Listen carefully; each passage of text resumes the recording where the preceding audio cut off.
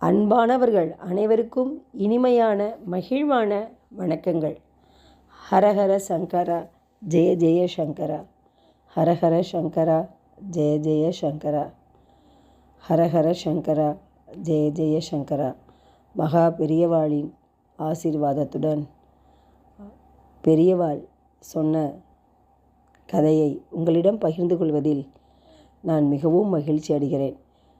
காஞ்சி பெரியவாளின் ஆசீர்வாதத்துடன் பணக்காரனாக இருப்பவன் பணம் காசை செலவு செய்து புண்ணியங்களை சேர்த்து கொள்கிறான். நம்மிடமும் காசு இருந்தால் 4 பேருக்கு உதவி செய்ய மாட்டோமா? நமக்கு இல்லையே என்றால் எப்படி புண்ணியத்தை சேர்ப்பது என்று நாம் புலம்புவோம். பணம் இருந்தால்தான் புண்ணியம் கிடைக்கும் என்பது இல்லை.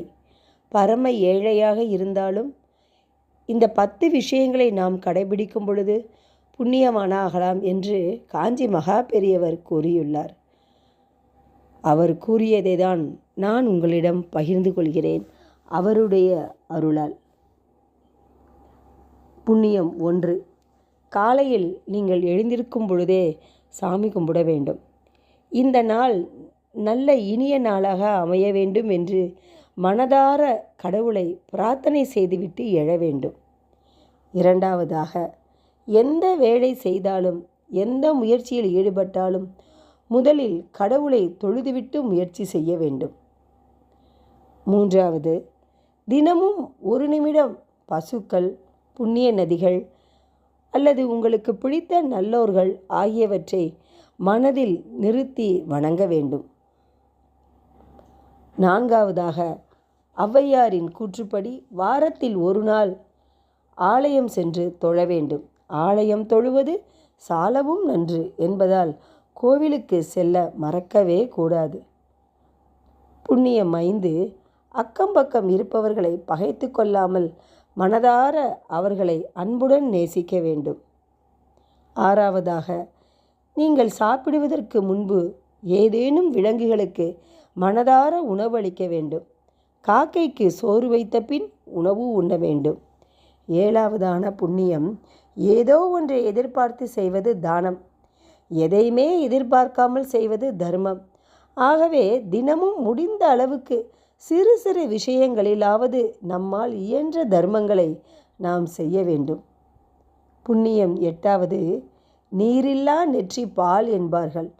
அவரவர்களின் குல வழக்கப்படி நெற்றியில் குங்குமம், விபூதி, திருமண், சந்தனம், மஞ்சள் என்று என்ன வழக்கமோ அதை மறக்காமல் இட்டுக்கொள்ள வேண்டும். இதனால் உங்களை பார்ப்பவர்களுக்கு நேர்மறை எண்ணங்கள் அதிகரிக்கும். புண்ணியம் 9. இரவு தூங்கும் பொழுது அன்றைய நாள் நாம் செய்த நல்லது மற்றும் கெட்டது எதுவாக இருந்தாலும் அதை நினைவு கூர்ந்து பார்க்க வேண்டும். அப்போது நாம் இனி எப்படி இருக்க வேண்டும், எப்படி இருக்கக்கூடாது என்பதை உணர முடியும். புண்ணியம் 10. தூங்கும் பொழுது தேவையற்ற சிந்தனைகளை தவிர்த்து இறை சிந்தனையை அதிகரித்து கொள்ள வேண்டும். உங்களுக்கு பிடித்தமான இஷ்ட தெய்வத்தின் நாமத்தை உச்சரித்துவிட்டு நிம்மதியாக தூங்க செல்ல வேண்டும். இந்த 10 விஷயங்களை கடைபிடித்தாலே பெறாத புண்ணியங்களும் நாம் பெறக்கூடும். தினமும் இதை நாம் கடைபிடிப்பதால் பெரிதாக புண்ணியத்தை சேர்க்க சிரமப்பட வேண்டிய அவசியமே இல்லையே. இந்த 10 விஷயங்களும் புண்ணியங்களில் அடக்கம்தான். எனவே எதுவும் செய்ய முடியவில்லையே, என்கிட்ட பணங்காசு இல்லையே, அப்படிலாம் புலம்பாமல் இப்படி வாழ்ந்து பாருங்கள். உங்கள் வாழ்க்கைக்கு நல்ல அர்த்தமும் முக்தியும் கிடைக்கும் என்று காஞ்சி மகா பெரியவர் சொல்லியிருக்கிறார். அதன்படி நாம் நடந்தோம் என்றால் வாழ்க்கை என்றும் ஆனந்தமே என்று கூறி உங்களிடமிருந்து விடைபெறுகிறேன்.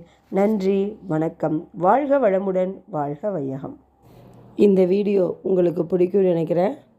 லைக் பண்ணுங்கள், ஷேர் பண்ணுங்கள் அண்ட் சப்ஸ்கிரைப் பண்ணுங்கள். தேங்க்யூ.